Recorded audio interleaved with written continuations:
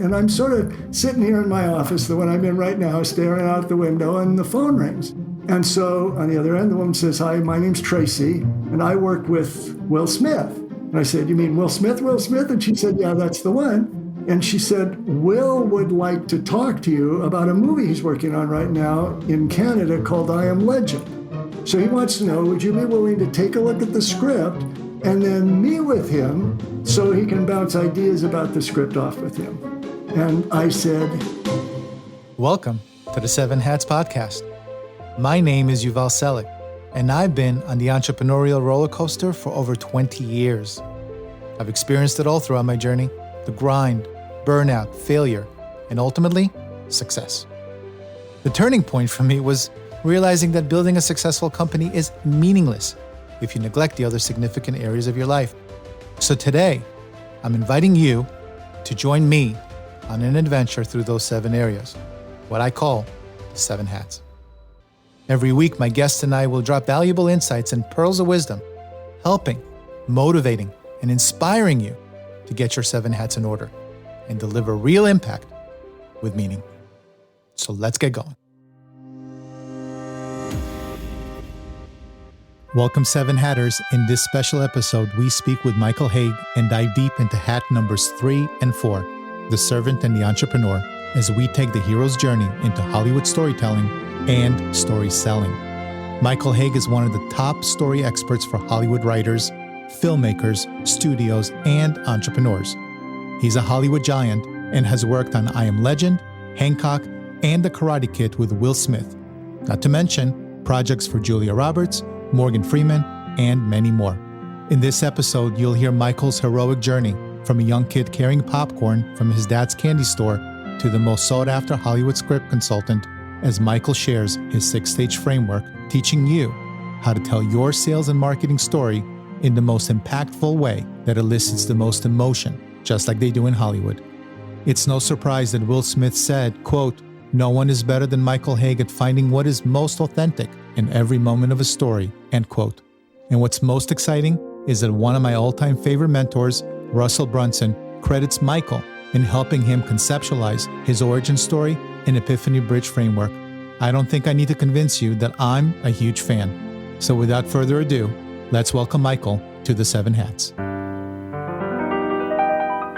Michael, welcome to the 7 Hats. "Thank you. It's great to be here. I've been looking forward to this." Oh, me too. So you are a storytelling coach to the stars. You've worked with Will Smith, Julia Roberts, Jennifer Lopez, Kristen Dunst, Charlize Theron, and Morgan Freeman, as well as every major studio and network out there. Now, I doubt that you just graduated from college and the stars came knocking down your door, and I'm suspecting that the 7 Hatters are biting at the bit to learn about the man behind the stories. So let's begin with, who was Michael Hauge before the start of his heroic journey? How would you describe his life? Picture a little kid, 5 or 6 years old, and he is walking along the sidewalk in this sort of average-sized town, and he's carrying a big plastic bag that's pretty much larger than he is, filled with popcorn. That would be me. And I was walking from the candy store called the Caramel Corn store that my dad owned, and where he had made the popcorn, and I was walking down about 4 doors with the popcorn to one of the movie theaters in Salem, Oregon, because the theaters there didn't make their own popcorn, and my dad did. So he would sell the popcorn to the theater. And so if I took it, he felt like he was friends with the manager, but he didn't feel good about saying, "Can my son get in free?" But he figures if I'm carrying that bag, they'll let me in. And then once I give them the popcorn, then I can go in and see the movie. So that was, it wasn't exactly my introduction to movies, because probably saw some drive-in movies when I was a baby or something like that. But that's when I began my lifelong love of movies. It was quite a while after that I sort of formulated what I consider to be a ridiculous pipe dream, and that is, wouldn't it be fun sometime to work in the movies? And I didn't tell anybody that because it seemed silly, and I, went on to college and so on. But that was always in the back of my mind. And it took maybe longer than it should have before I finally worked up the courage to actually act on that and, get on the turnip truck and go on down to Hollywood knowing nothing so I could start following that particular dream. But it all grew out with just loving movies. And why I think I always wanted to be in the movie, but I don't mean in the movies. I didn't want to be an actor or star. I just wanted to be in that world that was created on the screen. And actually, when I talk about story, that's at the very, very core of everything I talk about, is having whoever your audience is or your reader or viewer or listener, or whatever it is, transport them into the story instead of just watching and observing something. So how old were you? Well, I just covered about 20 years, but carrying the popcorn, I think I was 5 or 6 and did that for a while until I guess I don't remember when I ever stopped. I do remember I almost never got to see the credits of movies because the other thing was my dad said, well, you can't go when people are paying for tickets because if they see, my dad was very worried about this and I'm not sure why, but so I always had to wait until people had gone in, then I could bring in the popcorn and by then the movie had started. So I probably was, 9 or 10 before I saw the credits of a movie, but and then the rest I said just carries through. I had a sort of a Norman Rockwell upbringing and it was great. And I went to University of Oregon after I got out of high school. And then from there, I went to Atlanta to get a master's degree in education. None of any of that had anything to do with being in the movies. That was just, seemed like something to do. And I taught school for 5 years as I was getting in after I got that master's. Taught second grade and then Head Start. Was the goal to become a teacher? Yeah, first transparency is the goal was to stay out of the draft. Oh, nice. And because that was still going on and you could get a deferment if you were going to college. But then once I graduated, the draft was still in force and they hadn't even had the lottery yet. So one way to get a deferment is if you were to go to school to do something that was helpful to the community or society, like Peace Corps you could have done. And one of the ways was I was in a special program where while I was getting my master's, we were teaching in a low-income school in inner city Atlanta. And so and then during that time, the draft, they did the lottery and I was home free. But even after that, then I went back to Oregon and I didn't know what I was going to do. I was trained, I had a master's degree and I was trained to teach K through 6, or that was my specialty. So I taught Head Start. But it really became clear that it wasn't my calling. I love teaching. I consider myself a teacher almost first and foremost, but I wasn't that good at teaching little kids. That wasn't my passion, and certainly not my calling. I love that. So what was the opportunity to change your life's direction and what compelled you to take that leap? That's an interesting question because, again, these are kind of embarrassing questions because it seems like nothing about my career has ever involved me saying, I want to do that. I'm gonna scheme and plot and work real hard to go to that next step. It was more like, oh, look at this that just fell in my lap. That sounds like fun. And so there was a general idea, I want to work in the movie industry. But the tipping point, if anything, just like the draft was sort of the tipping point to becoming a teacher in a certain way, the tipping point to go to Hollywood was I was dating a woman who got accepted into an advanced nursing program in LA. And so I thought, well, I'm tired of teaching and she's going to LA, so I'd have some support system. So I thought, well, that's okay. We can, go together. And that got me there. And I think because I was just frightened in retrospect, I know I was frightened because, what if I fail or all those fears that one has. So this gave me enough sort of emotional support to get me there. And it was almost literally that because that relationship didn't last more than about 2 weeks after we got there, but it got me there. And then I got a place of my own and learned about a film school, and that was it. So that was sort of the thing that moved me from pipe dream to acting on the dream. Got it. So now you're in a new situation, a new environment. You're in film school and you're starting to get a little work and go out to the real world. Mm-hmm. Was it exciting? Was it scary? More exciting than scary because I found the film school was called Sherwood Oaks Experimental College. It was this great school where you didn't get grades, you didn't get a degree, there were no credentials, you paid for any class you wanted to take and you could take it. It was kind of funky. It was up above a shoe store on Hollywood Boulevard, but the guy who directed that school got everybody who was big in Hollywood at one time or another to come speak. So initially, I got to see interviews with Richard Dreyfuss, or everybody involved except for Spielberg with Jaws, and with other movies. And then eventually, the director, because I'd been there a while and he knew me, he asked me if I would moderate a class for actors and interview the actor Richard Benjamin. I don't know if you remember him, but he did, Diary of a Mad Housewife and Goodbye Columbus. And I was terrified of. But I said, okay, I said to my girlfriend, who later became my wife, if I miss up, nobody is going to do this better because I know this particular actor.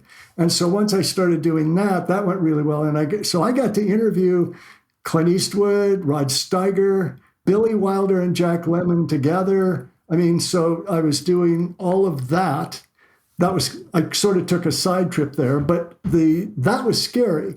But the reason the work wasn't particularly scary is, number one, I wasn't getting any work right away, but at that school, I learned how to be a reader, what's known as a story analyst. I learned how to read a script, do a synopsis of the plot of the script in one page, and then make my recommendations. And then I made about 100 phone calls to try and get a job doing that. And I finally got one. It paid $10 a script, and it took me about a day to read, make my notes, write the synopsis and the recommendations. So my father was quite proud. My son is making $10 a day down in LA. So I was supporting myself doing things like door-to-door surveys about beer or whatever it might be. But that got me in the door. And the exciting part was I couldn't believe that anybody in Hollywood was listening to my opinion about whether this script would be a good movie or not. And at that point, that was, I'd been dreaming of this, and now I'm in. I'm in at the lowest rung of any sort of ladder, but I loved that. I loved doing that. And then that sort of grew. Then one of the agent who hired me, one of his clients, saw the coverage I'd done, the synopsis, and he hired me, and I became a full-time employee. And that's when I got into doing what's known as development. It was more exciting than scary. I can just imagine. My wife's an actress, so she's into business. And I just know how exciting just the set is, let alone being part of the business. So if you're in film school, you're learning everything, right? You're learning directing and you're learning script writing. Yeah, I was learning the story, the classes I took, so I could learn. And my favorite class, other than the one where I learned to read scripts and do that, my favorite class was editing movies. And that was fun. And I think I was gravitating to the two things you kind of do alone, because editors, they don't exactly work alone because the director might be there, but it's something you can do in isolation. I had no interest ever in acting, and directing was something I thought about because that was the only job I knew about other than acting when I first came. But I made a movie and I took a class on how to do that, and it wasn't fun. I didn't find it very fun. I find it a lot of work.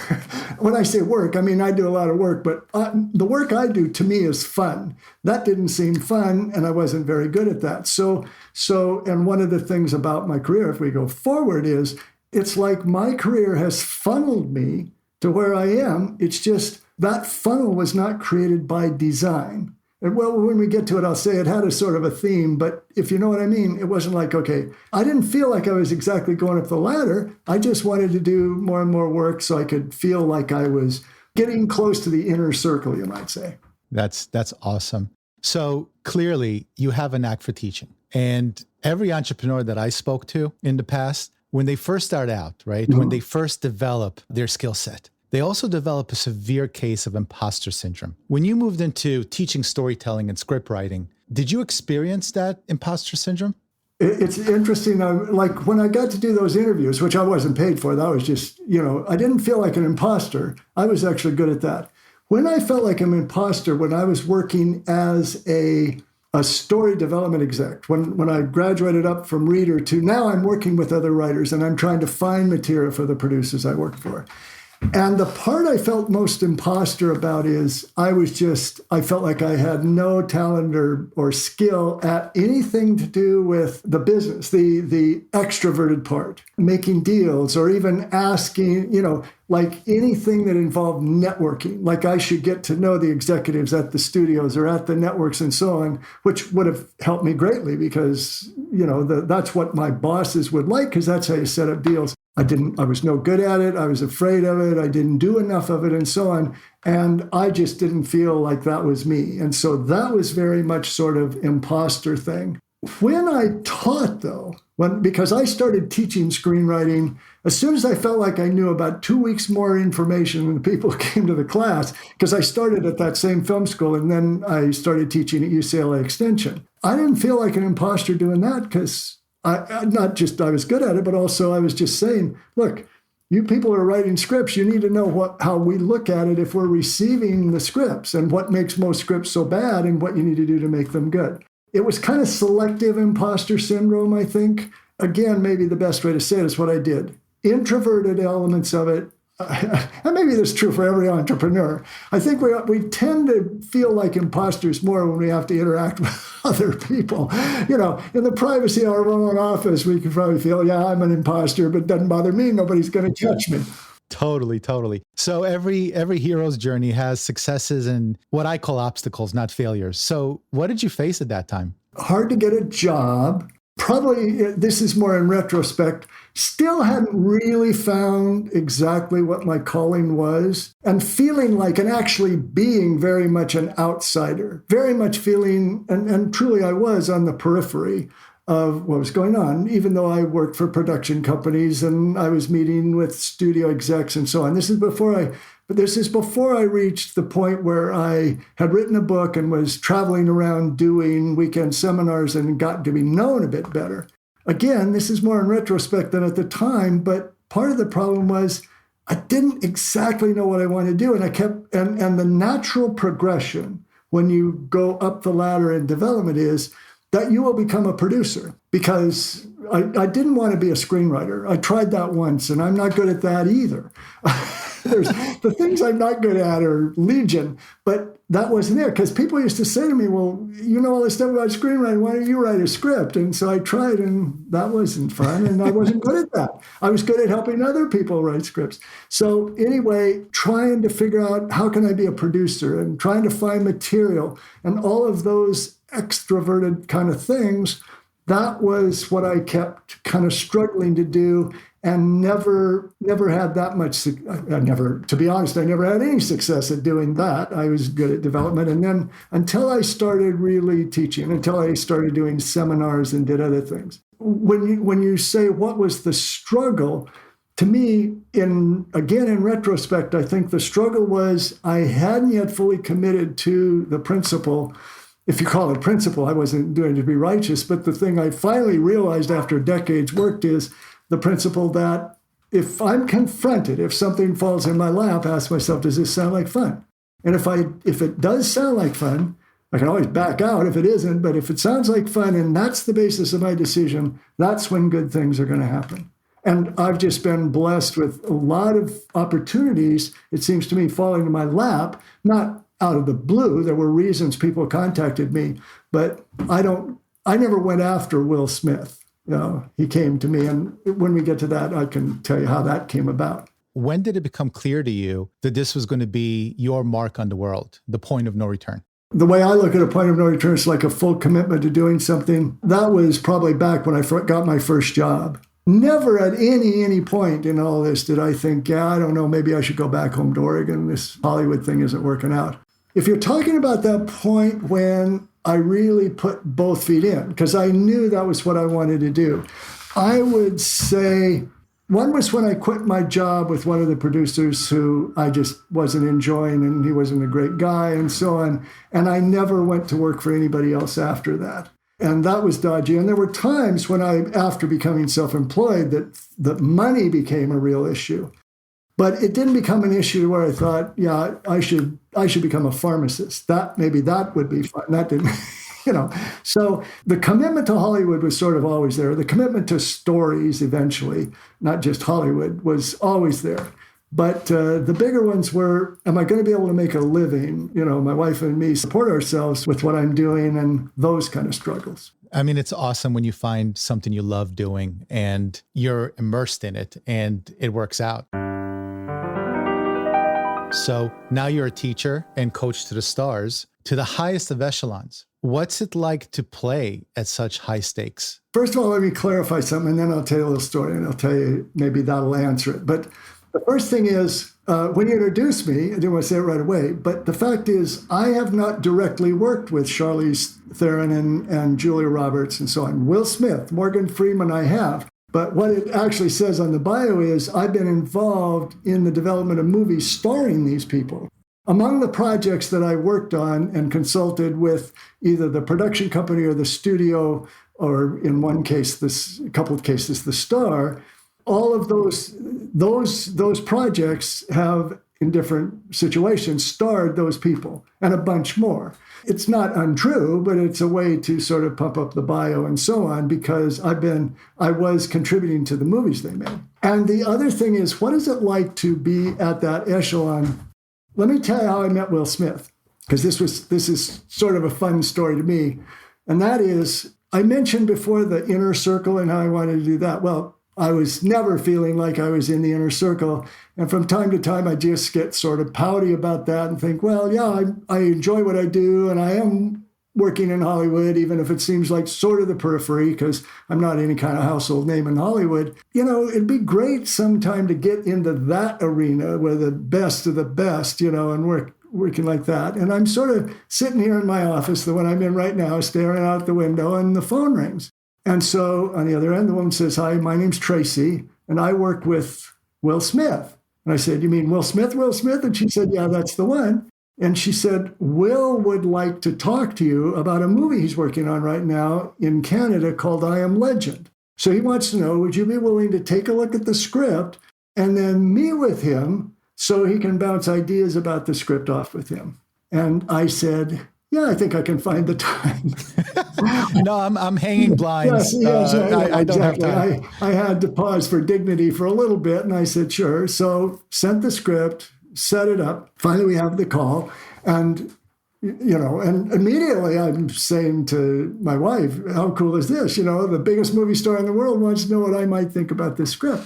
And so we get on and, hello, how do you do? How do you do? And he's very gracious and so on. And I said, look, I know you want to talk about this script, but you got to let me do the fan thing for a minute. And he said, okay, because he knew what I meant. And I said, I just want to tell you that the movie Hitch is one of my all-time favorite movies. In fact, I said, I lecture all over the place, and I've countless times used Hitch as an example of a great romantic comedy, because it hits all the beats of a romantic comedy, especially why the two people are together. And he said, well, I should tell you, one of the reasons I called is because I had seen your video called The Hero's Two Journeys, and I really liked it. And so the whole time we were developing the script for Hitch, we kept asking ourselves, now, are we doing what Michael Hauge said we should do and having these people get together on the inner level? Wow. And I thought, I'm in the inner circle. And wow. So when, my experience at that echelon, I felt like I was allowed into the inner circle by Will. It was sort of like Will plus guest for a temporary period. But that was the beginning of just a really cool relationship and some of the most fun I've ever had, because after that, he wanted my input on Hancock. And then shortly after that, Jada Pinkett Smith had written a script and was going to direct. And so they asked if I would meet with them. And that was the first time I met them in person. So I got to go to their house so I could coach her or consult with her. And he was there as well. So I got to meet him in person. And shortly after that, then they put me on retainer. And so I was on retainer for some years with his company, working or contributing, or whatever you would say, consulting or working on the scripts for his movies, but even more than that, other movies that were in development by that company. And so that was just great. I loved doing that. But even then, I guess maybe there was a little imposter syndrome, well, not in a negative way. I felt like, I was really impressed, and I loved just knowing I was working with an actor, fortunately, that I loved and loved his work and doing that. So that was really cool. But it was also great, not because it was him so much, but because I always had to bring my A game working with him, because he's brilliant about story already. You can't just thumb through a script and come in. I had to be prepared. And those sessions of working, like, at one point, they were staying in a mansion up in the mountains over Christmas. And so me, the director, the producer, the writer, and Will all got together at this place up in Park City, Utah, and spent 3 days working on the script or talking through the script for Karate Kid. Amazing. Because that his son started. That was, so I guess that's how I'd answer the question. Moments like that are really exciting, partly because it's cool. I mean, just to know sometimes I'd be pinching myself and say, wow, I'm telling Will Smith that idea he has is full of shit. And and I thought, and I said that to him once. I said, it's really neat that you're open to hearing all these things, because a lot of top movie stars wouldn't do that. He says, if I'm going to do that, there's no point in you being here. That was cool. I don't live in the inner circle, okay? I don't even live in the next neighborhood over, But every once in a while I get to, move on in. And it's, and I've now gotten to tiptoe into inner circles of some other arenas once I started expanding outside of Hollywood. Once you get in, and then there's no stopping you. So can you spot a hit? And how much of the script do you really change? I don't really change much of anything because I'm not brought in to rewrite the script. I'm brought in to give my ideas about how the story could be made better, the script could be made better. And like with Will, he's not writing it either. It's always a group thing. So it's Will, and usually the screenwriter is there, or the screenwriter and director or producer, whoever it might be. It depends on the situation. So my job is it's to consult. I mean, that's really the way to say it. It's not like a consultant's going to come into a company and then say, let me run your assembly line or whatever it would be. It's my opinion. And I swear, in all the different projects I did with Will, I don't know that I could watch any of those movies and then turn to somebody and say, oh yeah, that scene, that's because of me. It's more the sort of holistic thing. And part of it is just giving ideas or saying, you might want to think about this, or actually, one of the biggest parts of my job, whether I'm coaching somebody on a greenlit go project that's going to go into production or someone who's trying to break in, is I just ask a lot of questions. Questions are really the key. That might be true for pretty much any consultant anywhere, I sense, because you want to ask questions and let the person you're coaching discover what might not be working. And that took a while to learn. When I started out, and for the first, maybe decade or so, when I was, working for producers or became a coach and consultant on screenplays and do critiques and so on, I would say, okay, well, now that we're meeting, let me tell you what you need to do. I wouldn't say it that way. I'd be a little more gentle about it. And that's not going to get you nearly as far as if you just say, well, why does this character behave that way? When I first met with Will and Jada and was working with her, one of the things that was really cool about that, or I noticed, is fortunately by then I'd learned that. I was good at asking questions. And by the time we met, I could see that Jada was just shell-shocked, because when you're in the movie business and you're that close, you've got so many people telling you what you should do and bombarding you with ideas and so on. And she hadn't met me before or worked with me before, and I could tell she was a little wary. Usually I can get somebody to realize I'm the best friend they have in the room if they're a screenwriter. And so I just started asking questions about the characters and not asking about secondary characters and so on. And it was one of the best coaching sessions I've ever had. It was great, because then she felt like, okay, this guy has read the script. He knows what he's talking about, and he's not telling me what to do. That idea of asking the right questions and letting that be the person's guide to doing what they can do best. Absolutely. So I have a couple more questions about your life before we move into your work. What's your mission today? What gets you out of bed in the morning? What I realized some time ago is my mission is to help people tell better stories so they can change people's lives. That's sort of it in a nutshell.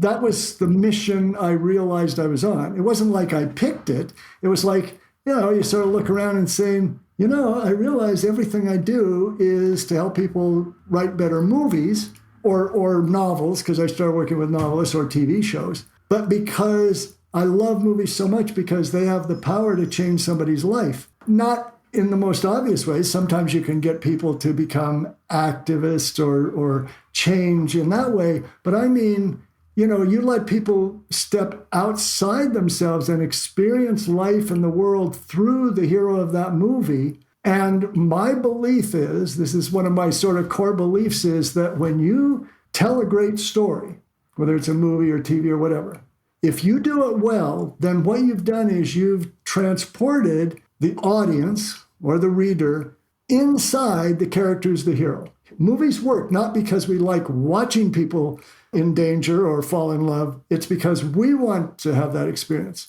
And so by telling the story properly, so there's real empathy, then we're the ones who fall in love with Jack in Titanic, and we're the ones who stop, the villains from outer space in one of the Avengers movies, or we're the ones who find true love in Sleepless in Seattle, or whatever it might be. And I think that in those movies, always that ability the hero has is going to be built on courage.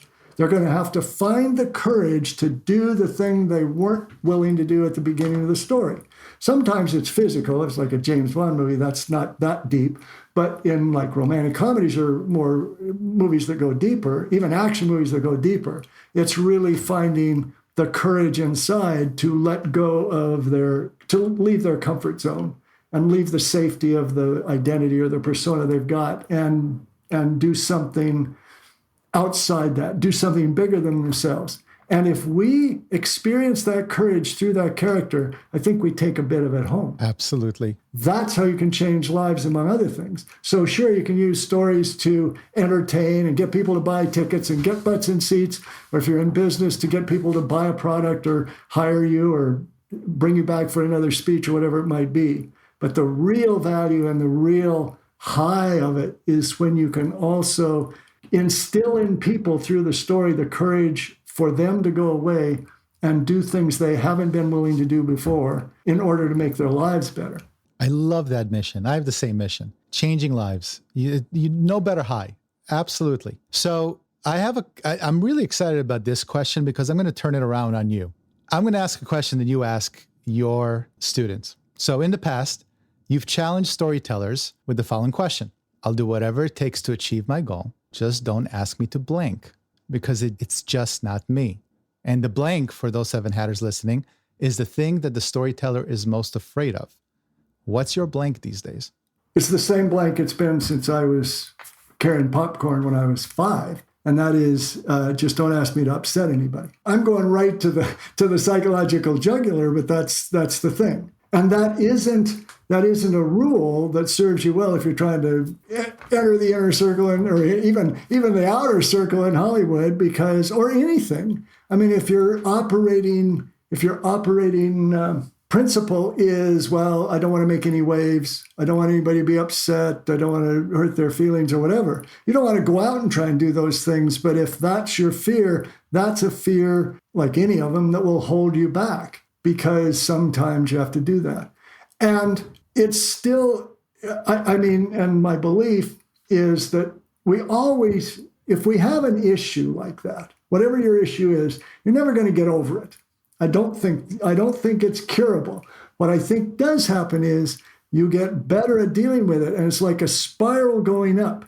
And you're going to circle around to that issue again and again and again. But every time you do, it's going to be at a little higher level, meaning you've accomplished things that now that fear is going to come into play in an arena that you hadn't occupied at first because you were too scared to go to that level. That's sort of the core to me, is that it's always been there. And what I discovered is one of the biggest ways I was able to move forward in spite of that, because it still is a fear, is I started to realize that as a consultant or as a speaker or teacher, when I speak to groups, I'm not that afraid.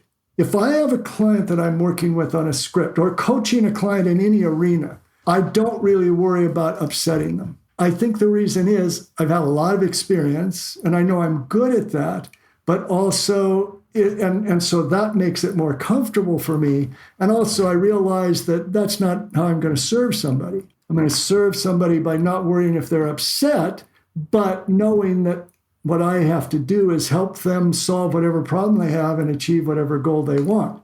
Now, that doesn't mean I become mean and nasty and purposely upset them. I generally think most of the people I've worked with would say, no, he didn't really upset me, or maybe I did, because a lot of times they'll think, I thought this script was done, and, they thought I was just going to tell them how great it was, and they had a typo, and I say, yeah, you may want to start from square one again.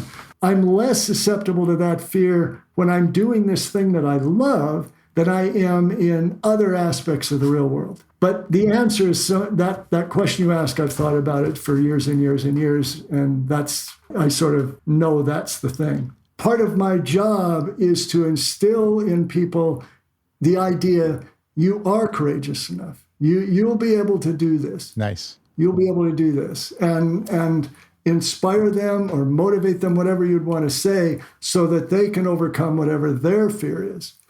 So thank you for that story. And for the Seven Hatters, what we just did, and I know you knew this as I was asking the questions, but what we just did is something sneaky, which was to tell your story using your 6-stage plot structure.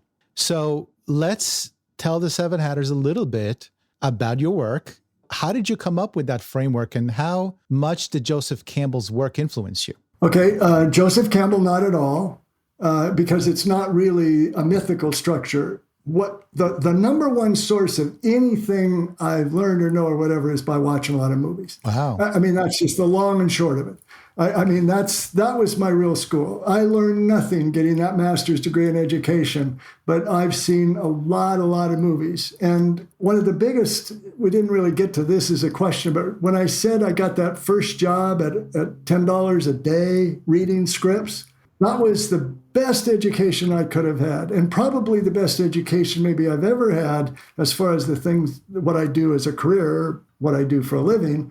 And that is the scripts that I was handed, that I get paid $10 for, they were awful. I mean, when I first got the job, the agent said to me as I went in to get my first pile of scripts, he said, well, don't expect much. You'll be lucky if 1 out of 100 of them is worth recommending. And I thought, well, that guy is sure cynical. So I read 100 and I read another 100 and I thought, geez, he was being generous. Not because they were all dreadful, but because they couldn't be recommended because they didn't work. They weren't emotionally involving. And so then I started asking, okay, what's the difference between these 200 scripts and the movies that are making money at the box office? And as soon as I started comparing everything that the successful ones or the good ones were doing that the other ones weren't, those became the foundation of the principles that I, scatter around or impart or talk about with the process. And then I just sort of formalize it and so on. My approach, the reason you might have asked about Joseph Campbell is that the video or the lecture that's audio or video that Will Smith saw called The Hero's Two Journeys, that was a lecture I actually gave with Christopher Vogler, who wrote a book called The Writer's Journey. And he is all about Joseph Campbell and the hero's. That's how it came about. Got it. Okay, so I said to him, we should do something together. And since your thing is the hero's journey, and my thing is going deeper into the character, into that courage, fear, inner journey stuff, we'll call it The Hero's Two Journeys. And then fortunately, this is one of the things that sort of, I hate to admit it wasn't an idea that I cooked up that was just, bound to change my life. At the last minute, I thought, we should probably film this thing. And so we got some filmmaker or cinematographer who didn't know what she was doing really and did kind of a poor job, but we got on film. Somebody said, and I didn't know what to do, so somebody said and came, well, you got this footage. I'd like to turn it into a video set and do that. Anyway, so I talked about my 6 stages, which we just sort of went through, and I can emphasize in a second. And Chris talked about how my approach, that psychological, so to speak, approach, he says my approach is more psychological and his is more mythical.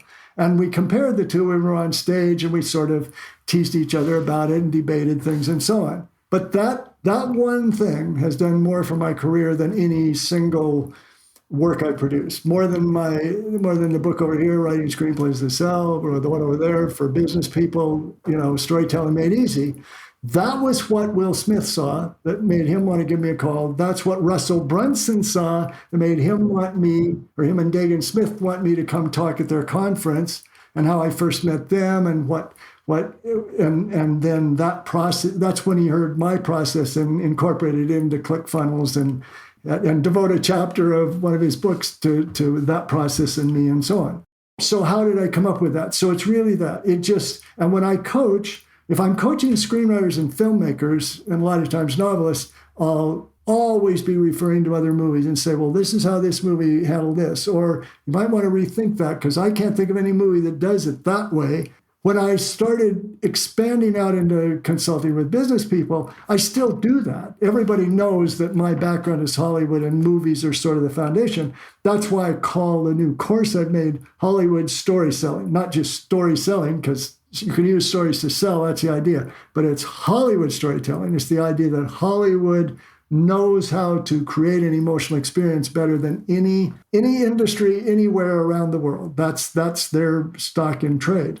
So anyway, it started with those really bad movies, and then it just evolves. Then I learn more as I coach more people all the way through the line. I love that. It's a catchy title, The Hero's Two Journeys. I mean, it's a great, catchy title. And I'm a little envious because one of my mentors is Russell Brunson. I would love to work with him one day, but I'll tell you something. I was introduced to you via his lectures, and it's amazing. Oh, really? Cool. Yeah, that's how I knew who Michael Hauge was. So give us the 1 minute summary of the 6-stage plot structure, because ultimately, as Russell Brunson says, everyone's going to love you and they're going to go and geek out on it. So they get your course and whatever materials we'll speak about at the end of the podcast and give the 7 headers an opportunity to learn more about you. But if you had to do a 1 or 2 minute, summary of the 6-page plot structure, what would it look like?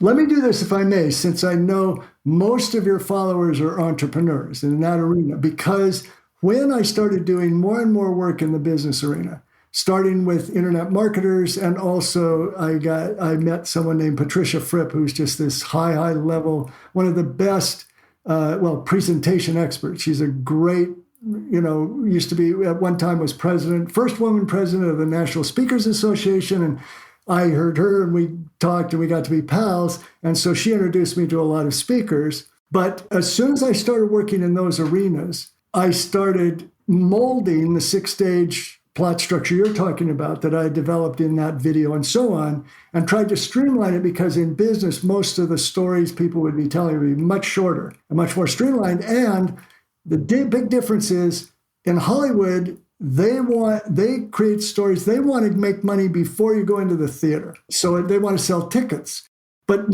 so people are paying for the story. In business, nobody's going to pay you for your story, but what they will pay you for is whatever your advice or your product, your service is, and the story will help you do that. But you're trying to persuade people to take action different than the action Hollywood wants people to take, which is just get butts in seats.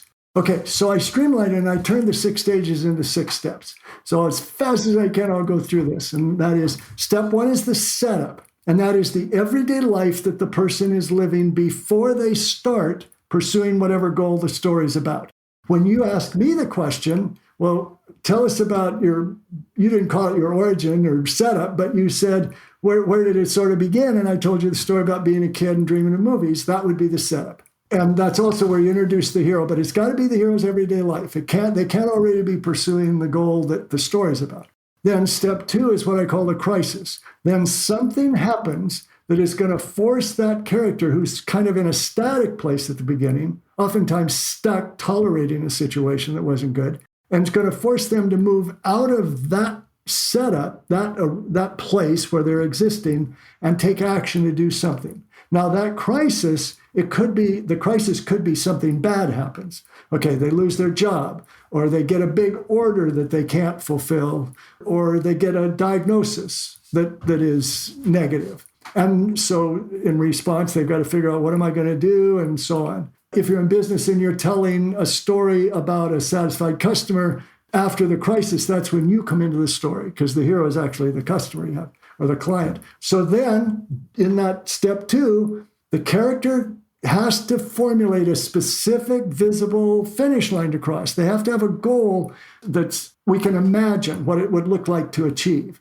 Now, the thing that was different about us going through my life story like you did, or my career story, whatever you'd say, is that was a series of goals. If I were to do those things, like a story within that was the story about meeting Will Smith. And the story was the story about how I went to LA and so on. And that's fine. So you can apply these to the overarching story like you were doing, but it didn't have a singular goal that you can envision. I mean, it sort of did. I wanted to be in Hollywood, but I sort of made it to Hollywood. Okay.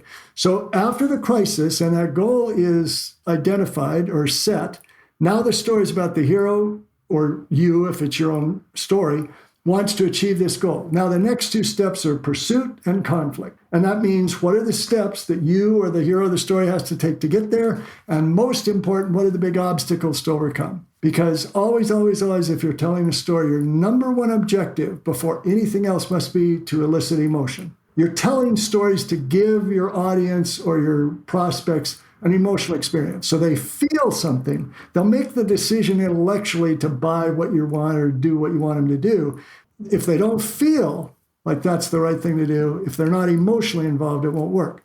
So the conflict, whatever those obstacles are, that's what elicits the emotion. The bigger the obstacle, the bigger the problem, the more emotionally involved we are. And then step 5 is the climax, the moment when the hero achieves the goal. And the step 6 is the aftermath. And that's where you want to convey the new life that the hero is living now that they've gone on that journey. And if you happen to be, if you're an entrepreneur and you're telling stories to get your prospects to take action that will help them change their lives through you, then you want to be sure that the aftermath for the hero of whatever story you're telling matches the life that your audience dreams of. So they've had the emotional experience of actually living, achieving and living the life that they wish they could. And now all they have to do is do it again, because they've already done it once subconsciously. That's sort of the essence of it. And again, I think I can spend weeks learning your stuff, and you can't do it in one podcast, but I love the summary. And I think for any entrepreneur that's interested, they'll go and geek out on your work for sure. Every successful entrepreneur eventually learns to be a great marketer, I think, or at least needs to be.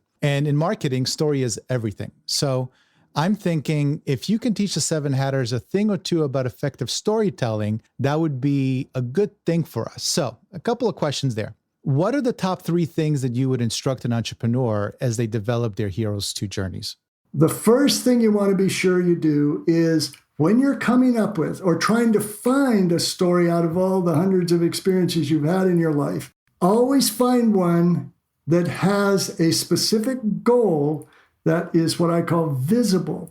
And visible means if you were to tell somebody what the hero's goal was in this story, they could imagine what it would look like to achieve that. And if you told the same thing to somebody else, they would envision the exact same thing or very close. An example I sometimes use would be, if you say the character's goal is to be rich, that could look like anything to anybody, and it doesn't have an end point.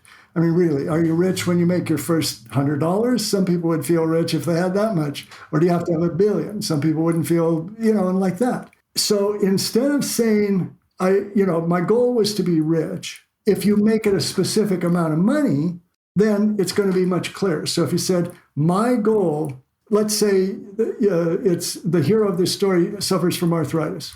And you say, well, my goal is to be healthy. I can't picture that. If you said, well, my goal is to overcome arthritis, that would be a little closer.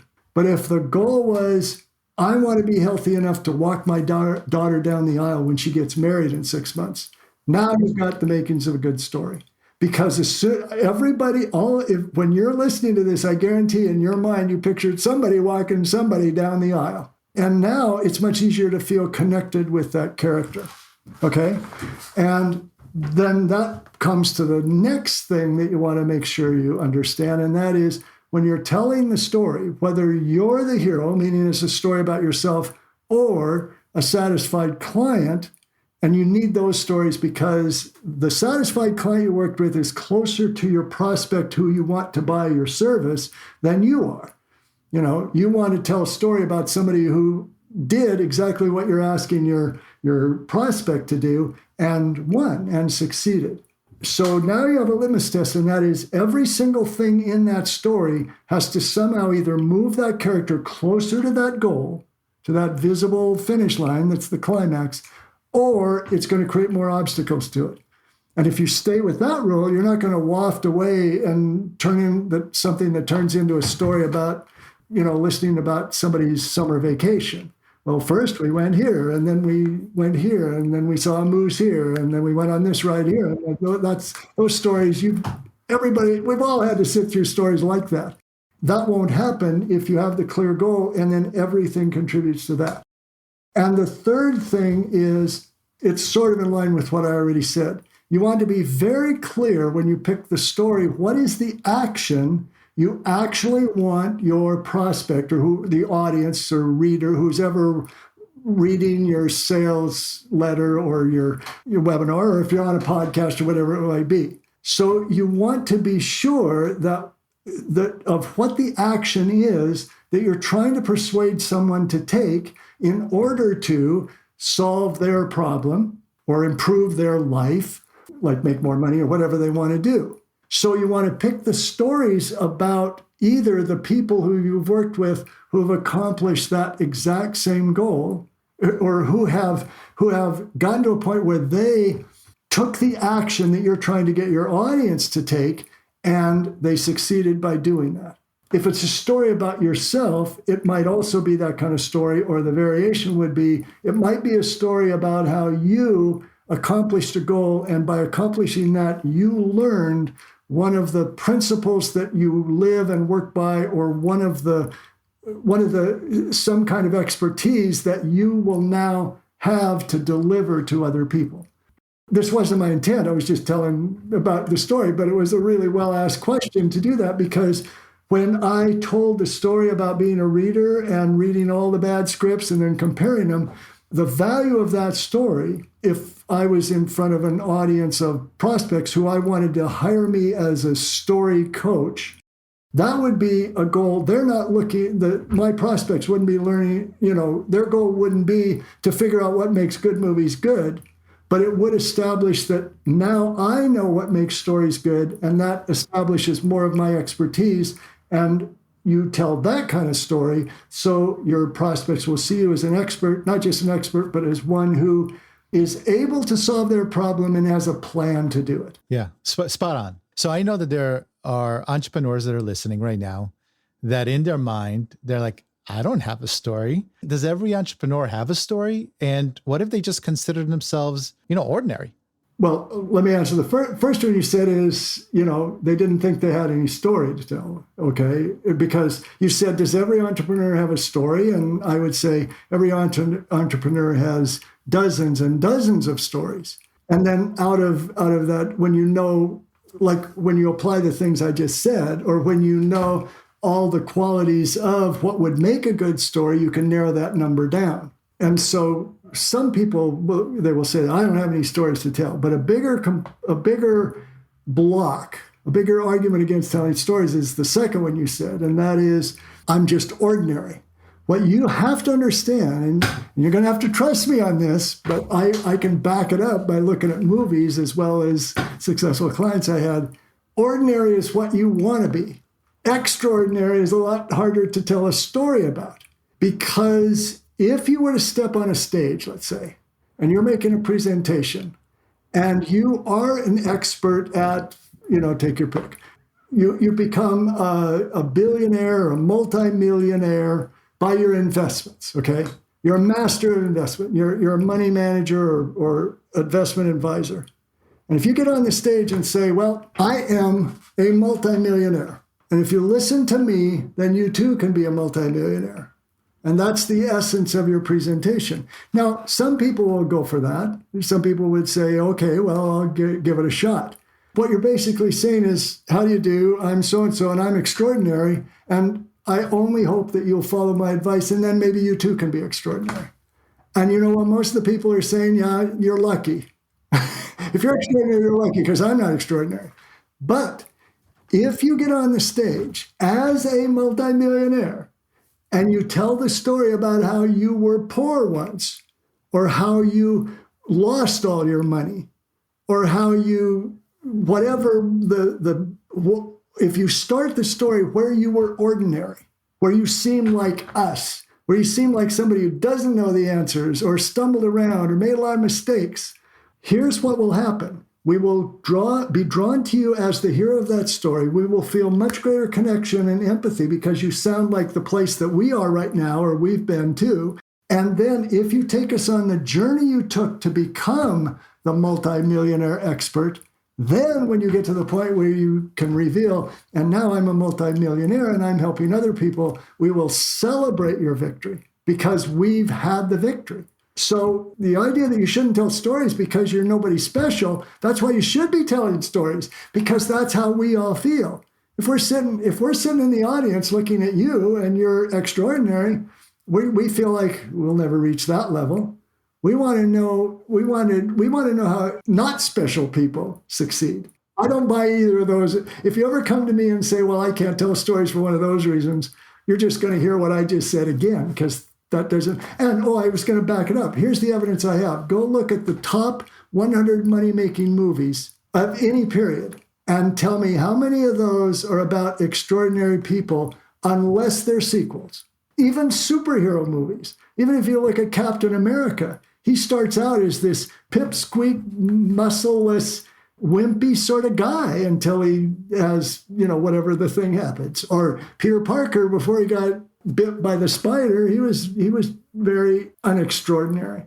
Or King's Speech, that guy became the King of England, and he was already a prince. But to us, when we meet him, he's just a poor schlub who stutters all the time and has to give these speeches that he's incapable of doing. He's not extraordinary until he goes on the journey of the movie. And those are the stories people respond to.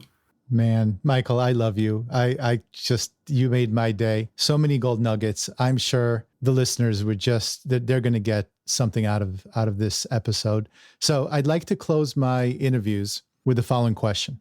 Who did you have to stop being, and who did you need to become to manifest your current success? I'm probably just going to go over what you ask about. I'll do whatever it takes to succeed. Just don't ask me to blank. That's in the Hero's Two Journeys. And in my new course, I say that, and in the book behind me and so on, because it's a great way to figure out what I call the inner conflict for the character. What is their identity they don't want to live up to? And what I had to stop being somebody whose driving motivation was to make sure everybody was okay. Everybody was taken care of emotionally, or nobody was getting upset, and become someone who realized that I will, first of all, personally or selfishly, I will have a lot more success and a lot more fun if I can let go of that. And then what I discovered is letting go of that has enabled me to be way more helpful to people. Because really, do you want a coach who's so worried about you being upset that they won't tell you you're doing anything wrong? That would not be a very successful or helpful consultant. So that's it. It's that transition, or the never-ending tug-of-war between I don't want to upset anybody or don't want to make feel bad, and I need to let go of that and think more about how can I help this person solve their problem? Or how can I do what I love? I mean, I'll just keep it selfish. How can I continue to have fun with what I do? Now, keep in mind, that's mine. There are other issues. I mean, sometimes there are people who don't have that issue at all. They're not worried about upsetting anybody, but maybe what they're afraid of doing is risking getting too close to somebody. Or maybe what they're afraid of doing is exceeding the success that a parent had or a spouse has. I mean, there aren't that many. Down at its core, there's a few key issues, inner issues, psychological issues that keep showing up in whatever permutation. So it's not like the outside. I mean, there's a multitude of goals and personalities and ways people succeed, but there are fewer inner conflicts, So that's just mine. But it's, of course, the same principle. You just figure out, okay, what are you most afraid of? Or what is it you would not be willing to do to advance your career or your business? And your first answer would probably be, well, I wouldn't break the law. Okay, that's that's your identity talking. That's your ego. That's the protector in you wanting to go to something so obviously you wouldn't want to do that you think you're off the hook. But you'll know you found the answer when you don't want to address it. When you don't want to have found it. You don't want to acknowledge maybe that's it. Because it's scary. It's scary to tap into what am I really afraid of? Oh, yeah, for sure. I deal with it. Everybody deals with it. The most successful people in the world deal with it. Yeah. And I'm sorry, but let me loop back, do a callback, because that's another reason why you are a great person to tell a story if you aren't special. Because if you have blocks, if you've been held back, if you've made mistakes, now you're tapping into some level of emotional fear. This is when your story becomes universal, because you could be someone, you could be a Bronco buster who's successful at that. And if you get on a stage, I would never want to, never have wanted to. I would have no interest in being a Bronco buster. But if you're willing to be vulnerable up there and say, I'm nobody special because I've always been afraid of this. And when you're that vulnerable, even if it isn't exactly the same fear I have, that's when you're going to start to persuade me. Because I'll think, this person knows me. This person's been where I am. I love it. Tell the seven hatters what you're currently up to and how they can connect with you. Yeah. Well, right now, you've caught me on a day. My big thing that I'm up to, I've actually been up to it for a year and a half. But for the last year and a half, I've been making a course, a digital course that I thought would take a few months. I didn't know it'd be a year and a half. And it's called Hollywood Story Selling. And it is basically a course that I share everything I could think of, everything I know about how you can be a better storyteller as an entrepreneur or as a public speaker or as a business owner or as a consultant or coach. How can you use Hollywood storytelling principles to make yourself a great speaker? The reason I mentioned it, the year and a half, I guess you could say that year and a half ended a week and a half ago, because 2 weeks ago today was the first time anybody bought one of these, because Ed Rush, who's been spearheading the promotion of this, and we did our first webinar to his list. And then the next week, talk about scary. Wow. I had to sort of drive a webinar. And again, as you can imagine, sort of introverted, except when I'm talking about story, that was out of my comfort zone to do, the selling of a webinar. But the response was amazing. So if you're interested in finding out about that, then just go to HollywoodStorySelling.com. Now, if you go there, it will tell you all about the course and everything, and I won't go into that.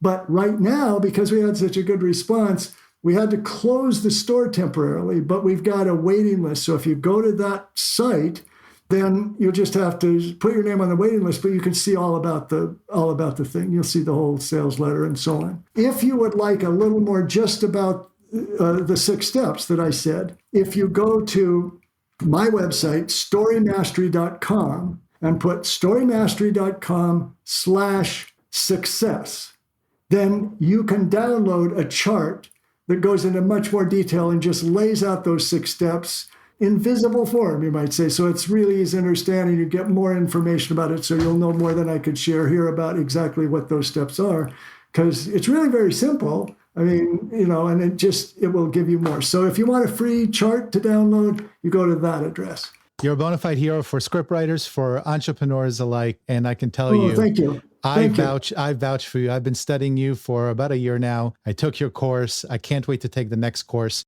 I'll put everything in the show notes, all the links. And thank you.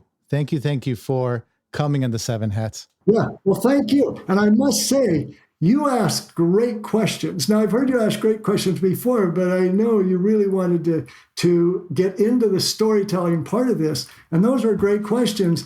And they were also questions nobody's ever asked that way. You would think, but even I had never thought about turning the 6 stages that you were basing it on into a series of questions.